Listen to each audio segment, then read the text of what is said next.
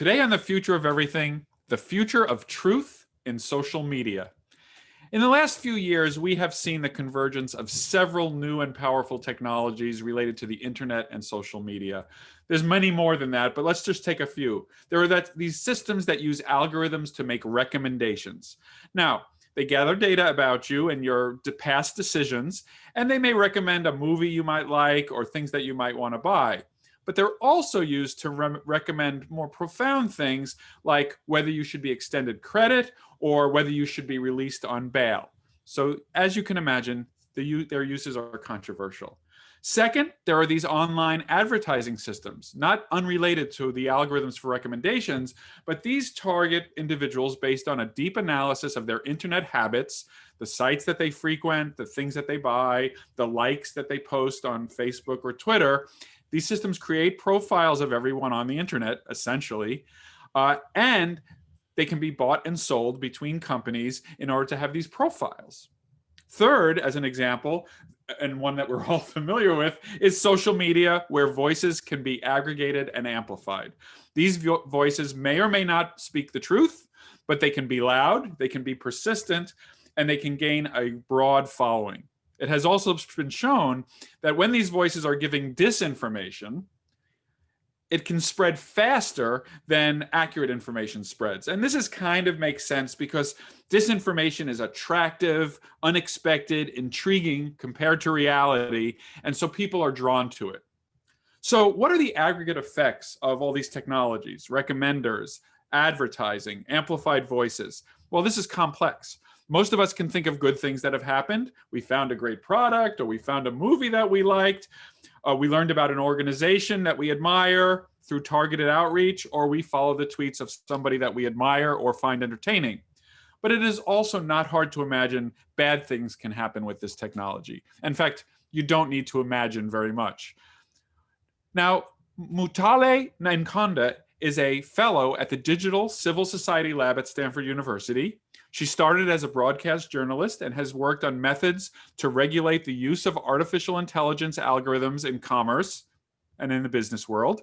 She is the executive director of AI for the People, a nonprofit that seeks to educate Black people about the social justice implications of the kinds of technologies I just described. Mutale, you have written that some recommender systems have almost a baked-in bias from the very start. Can you explain how that happens?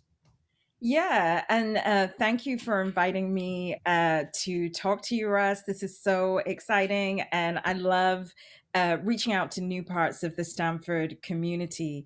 So, where I really situate bias within AI technology is actually at the design phase. So, what I'm speaking about specifically are machine learning protocols where we're using historic data to make predictions about a desired future. Uh-huh. And what's really key about that is that the desired future is always the future that's going to optimize monetization. And the historic past, by design, is a past that is encoded with racial biases, sexism, trans erasure, the erasure of disabled people and other people who, up until pretty recently, weren't even thought about as people. And in the context of voting, we only have 100-year history of white women voting in this Yes. country. So if you're building an algorithm that's going to look at historic voting behavior in the United States, for example, there are so many people that were left out of that data set. And so what I argue is that when we develop technologies that also in their design take on the oversights of our past, then we're encoding that bias. And I didn't think it was going to be really provocative, but people were really interested in that.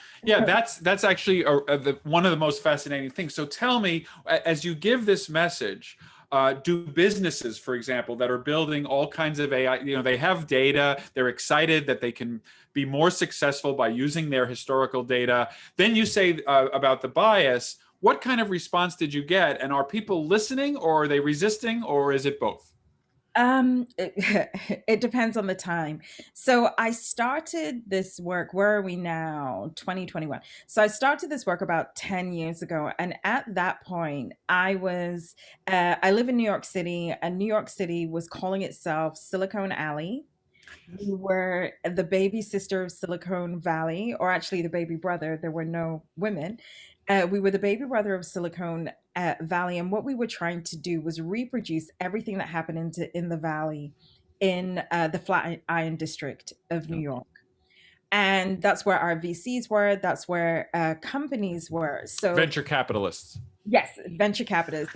That's where they were, and all the quants people. So the math people, as well as some engineering folks, but mostly math people, Hmm. were situated there. And they were people who had not been educated to think about the social impacts of anything. And I am a Black woman, an immigrant, which isn't surprising to New York. Most of us come from somewhere. Um, who was saying you have to think about social impacts. I'm a sociologist, Yes. and I am looking at the sociology of science. But beyond being a sociologist, I'm also a journalist, so I could potentially tell this story, and they didn't want to hear it. They wanted to hear that technology was good. We were about to elect President Obama, who was in love with the valley, in love with coding, and my voice was really marginalized Hmm. until Kathy O'Neill published Weapons of Math Destruction. And what made her message so sticky is that she was a fellow quants person. She has a PhD in math. It came from Harvard. She unfortunately had ovaries, which meant that she was a woman. So, they were a bit like, oh, we don't know. But she had all the bona fides to Right. say, that this is the way out. What we're building in terms of these statistical models are not math. They're This is not. quite amazing to me because 10 years ago, the systems were nothing compared to what they are now in terms of their penetration in both the business community and certainly the internet. And so it's quite remarkable. And I guess not surprising that that people would have been, people like you and Kathy would have been just put aside as, no, they don't understand how awesome this is going to be. Right. And also kind of like, I mean, to use the language the kids use, we were the haters. Like nobody wanted to pay any attention to us. And this wasn't an industry where ethics or any of the questions that we're having right now were active. And it Yes. was also a time in business culture where Mark Zuckerberg was a genius, and we all wanted to be Mark Zuckerberg. Google was the best place to work, and people were laughing at Amazon because it had been around forever. We only could get books, and it wasn't profitable. Hmm. Hmm. And so it was So, a really so nice. did things change? Did things change? So I feel like, so you're telling me a very credible story about 10 years ago. Um, did people start listening? What had to happen to get people's attention? Or has it not happened yet? Cambridge Analytica. I think what Cambridge Analytica did as a news story, and this is now 2017. So I'm kind of in the academy doing these weird fellowships. Nobody's really paying attention to what I'm doing. Cambridge Analytica happens, but not only does Cambridge Analytica happens, the Mueller report happens. So you have and the Trump presidency. So you have a bunch of, as I said, I'm here in New York. You have every person in the city walking around literally crying because Hillary Clinton was ours as much as Donald Trump is ours. And we couldn't understand. She won the popular vote, the predictions, what happened. And suddenly in the news cycle, people are now speaking about statistics Uh, because they're worried about predictions and forecasting of elections. People are now like, well, what happened with social media? Cambridge Analytica comes out and says that they had used these weird things called algorithms to decide which political ads people saw. And yes. then what kind of made the story even juicier was Mark Zuckerberg, our boy god, and Sheryl Sandberg, the queen of all women in technology, behaved poorly. They lied, and then journalists found out that they lied. And all of a sudden, technology could be bad. And then the final part for the Mueller report in terms of bias was when the first chapter was released and African Americans had been the most targeted. So suddenly, all this work I'd been doing, all of this kind of, look at me, this is really bad. Yes, because this had been your focus for several years before this. It all came together in the Okay, story, and social media companies weren't willing to do anything about it, but they hated the heat. They right. really, and so they started to listen, but not in, we had so many other social media events after that. Right, and it has continued through the election, the most recent 2020 election, and even the post-election.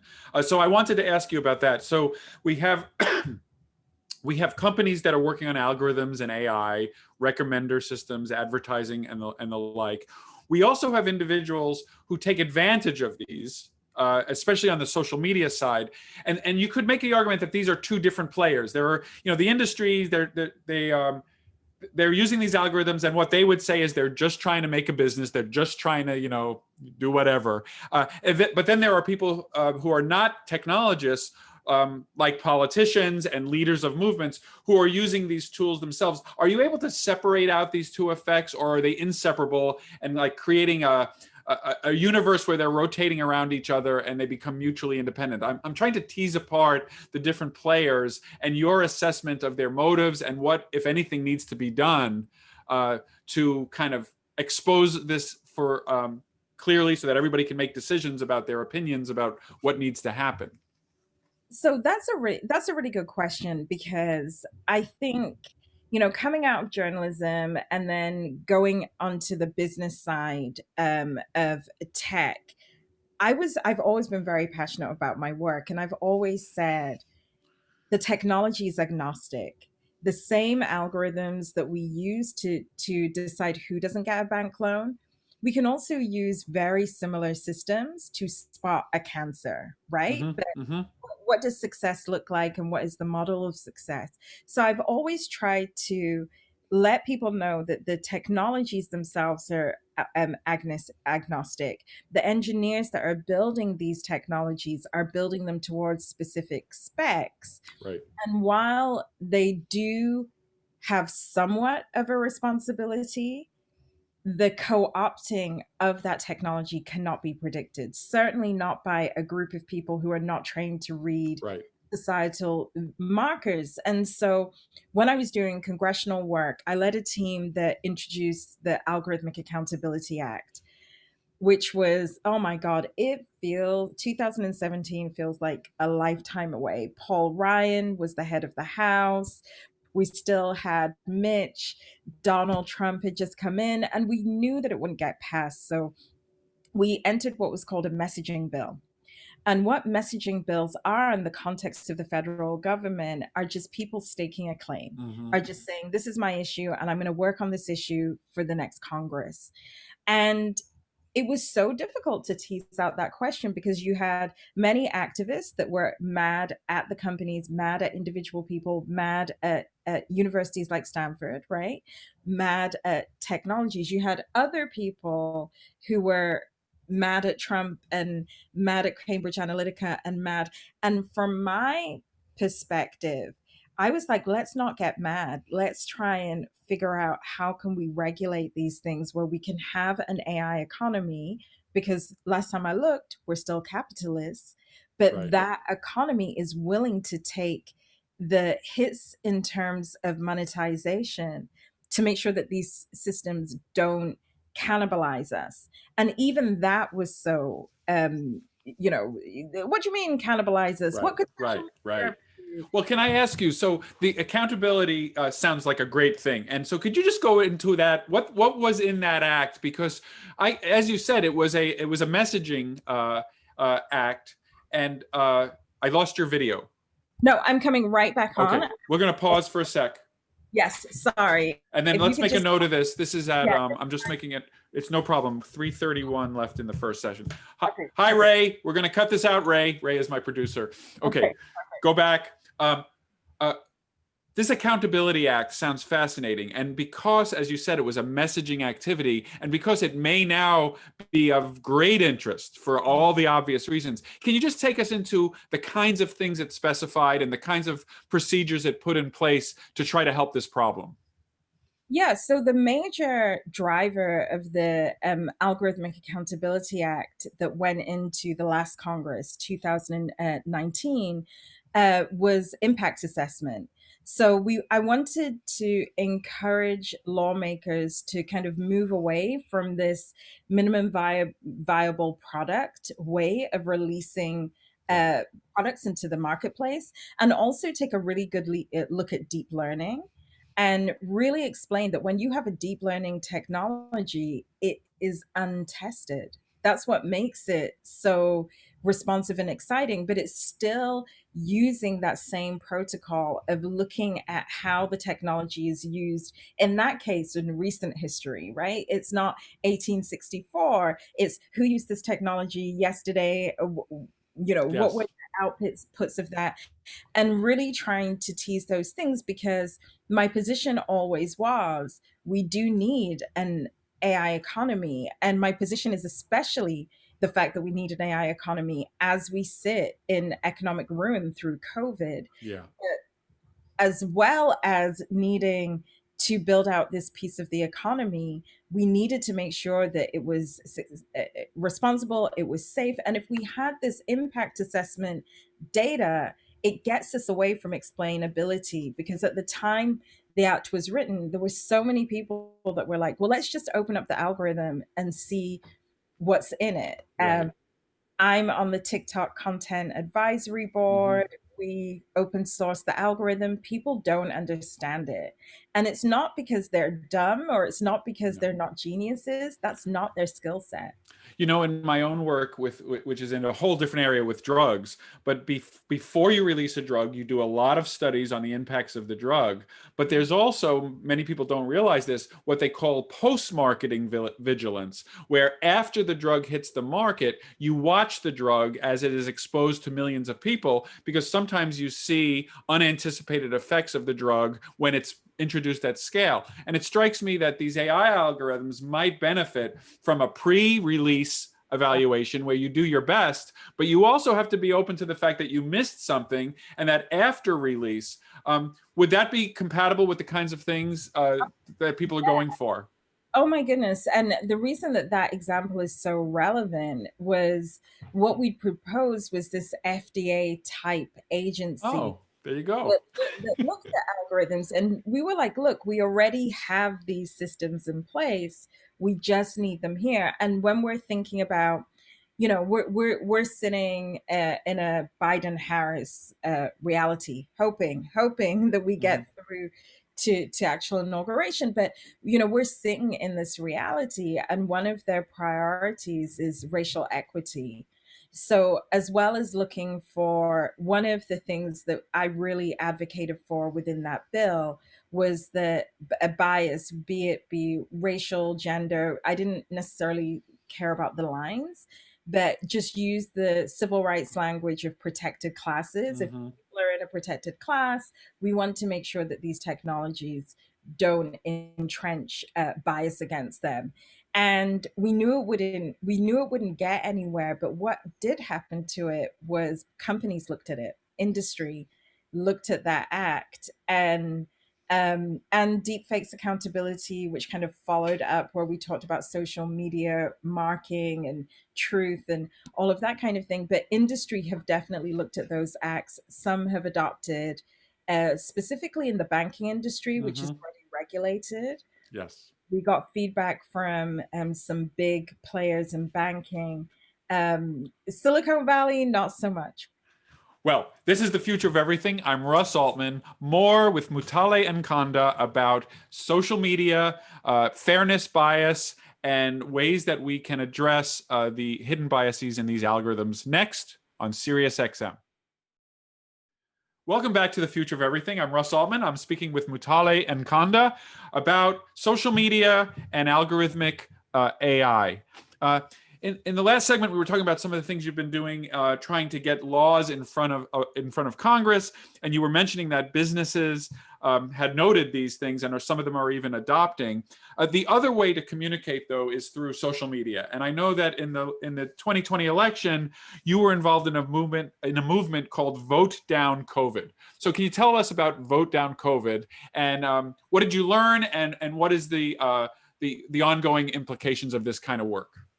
So, Vote Down COVID was a project that my nonprofit AI for the People launched during 2020 because we had been studying disinformation agents that were really putting out racially charged messages that were encouraging Black people not to vote in the election. So, if we can cast our minds back to what seems like 30 years ago, Yeah. in 2020, the big story was voter suppression, and they Yes. had a hashtag which was vote down ballot. And that particular hashtag was really just saying, "Don't bother with the presidential, go below the line." And we've been looking at the literature on disinformation and how to inoculate it, and found a strategy called a strategic silence, which had been employed by Jewish groups during the civil rights movement, targeted by the KKK as they were in a community with Black Hmm. activists. And what they found were Jewish people were the owners of newspapers in the South. And when they didn't mention KKK activity, it disappeared. Those I want to call them This is an chapters. instinct that, yeah, this is very interesting because it's an instinct that so many of us have, that why are you covering this? Because that's what some of the voices want.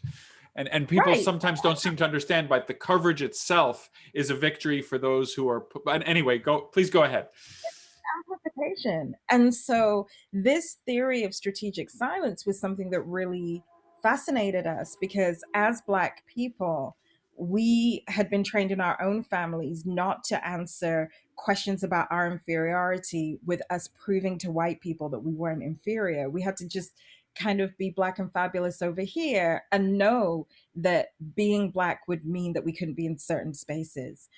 But what had happened is a colleague of mine that I published with had found that the KKK in 2008, 2009, I'm sorry, 1998 had said that they loved the internet because they felt that it could spread their message.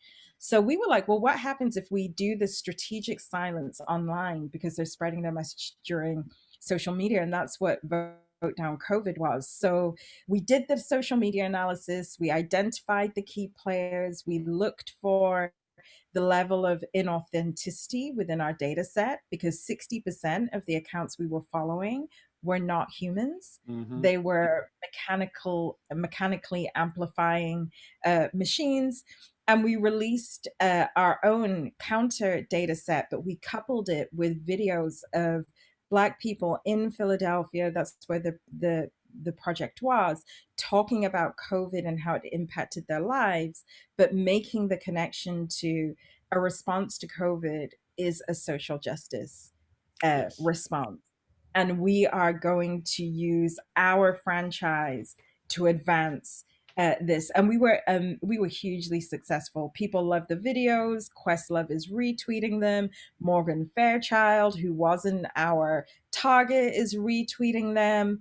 And the week before the election, we got 8.4 million impressions across Facebook and Twitter, and Vote Down Ballot got 2.3 million impressions. Right. Right. And so we now have this case study that's looking at social media silence. Like what happens to the algorithm Yeah, when so you're let me silent? ask though, because you called it strategic silence, but it seems to be a little bit more complicated because it was actually redirection, right? You weren't actually silent. You actually said, we're not going to address directly this stuff, but we're going to say, let's think about COVID and this election. So it almost seems to me like you need a new name, like strategic something else. But I do understand what you did. It was a direction. And because we used, it was so similar to the original hashtag, that our Right. hope was that we could capture people that had gone with this original hashtag and didn't pay attention and use ours. But our message and our videos were really about power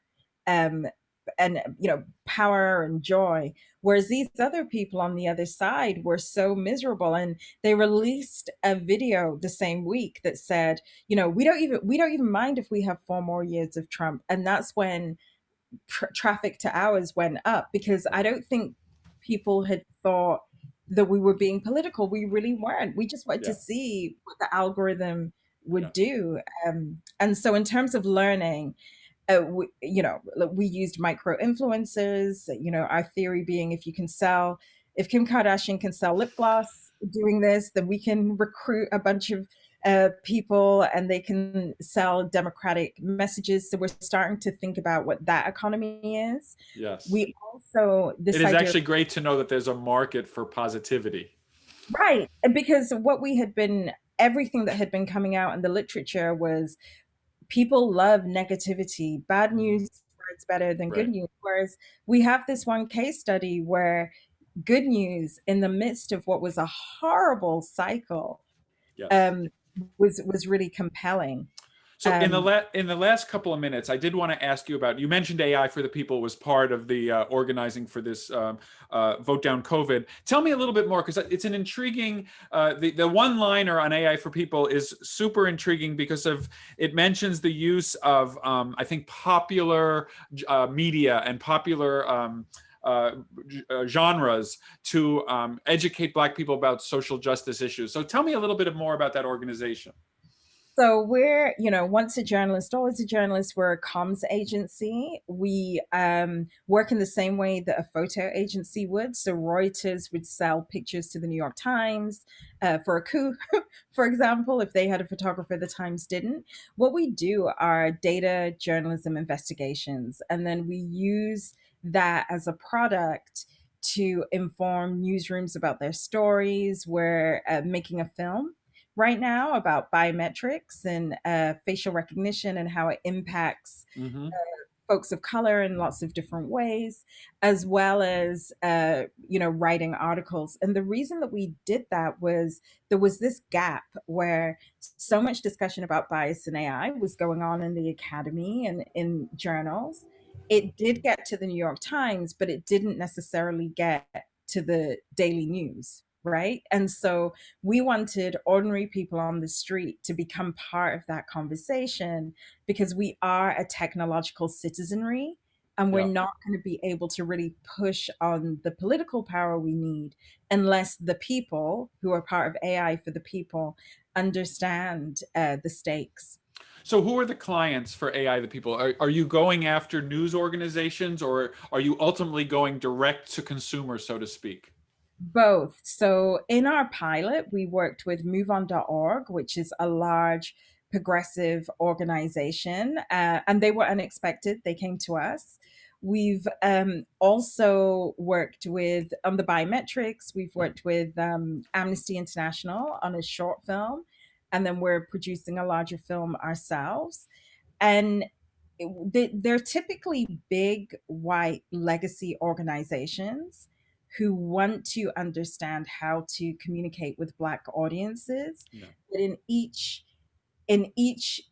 project that we take on, the target is the ordinary person.